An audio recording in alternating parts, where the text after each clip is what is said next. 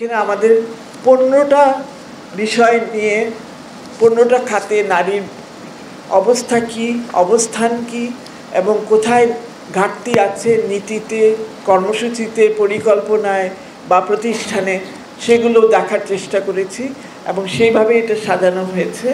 আমার সহকর্মীরা সেটা নিয়ে বলবে আরও।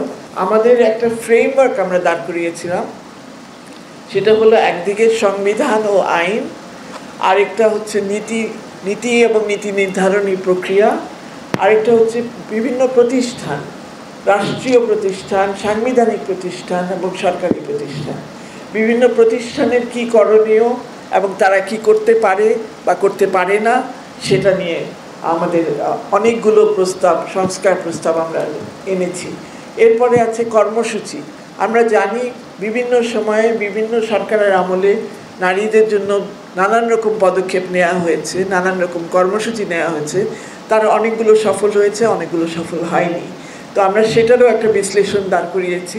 এছাড়া সুপারিশগুলো আমরা সাজিয়েছি 3টা ভাগে।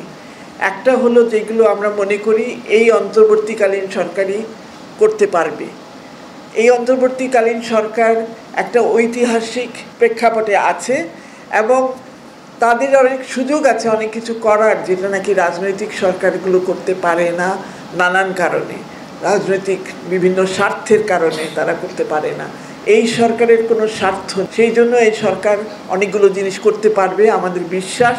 আমরা প্রতিবেদনটা জমা দিয়েছি, সেখানে 433টা সুপারিশ আছে সব মিলে বিভিন্ন খাতে।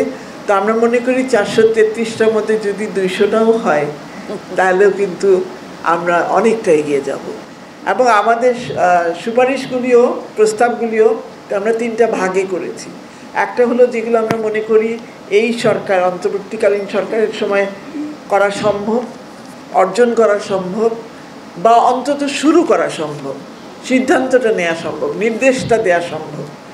দ্বিতীয়ত আমরা মনে করছি এরপরে যে সরকার আসবে, 5 বছর মেয়াদি সরকার হোক বা 4 বছর যেটাই হোক, সেই সময়ের মধ্যে কি করা যায়, তো সেটাকে আমরা আলাদা ভাগ করেছি। এবং তৃতীয় যে ভাগটা, সেটা হলো নারী আন্দোলনের যে চিরন্তন যে আকাঙ্ক্ষা, যেটা স্বাধীনতা, এবং সেই স্বাধীনতা পেতে হলে, সেই মুক্তি পেতে হলে, নারীর যদি সত্যিকারের মুক্তি পেতে হয়, তাহলে কি করতে চাই আমরা কি, আমাদের আকাঙ্ক্ষা কি, আমাদের স্বপ্ন কি, সেগুলো আমরা তুলে ধরেছি। আমরা জানি যে সেগুলো নিয়ে হয়তো বিতর্ক সৃষ্টি হবে। আমরা সেই বিতর্ককে ওয়েলকাম করি, স্বাগত জানাই। কারণ আমরা মনে করি এখন 2025 সাল, হাই টাইম যে এগুলো নিয়ে জনপরিসরে আলোচনা হোক, বিতর্ক হোক, জানাজানি হোক, মানুষ জানুক নারী কি চায়, নারীর স্বপ্নটা কি, এটা জানুক। এবং আর কিছু না হোক, কান সওয়া হবে মানুষের যে এই ধরনের দাবিগুলো ওনারা ভাবছেন।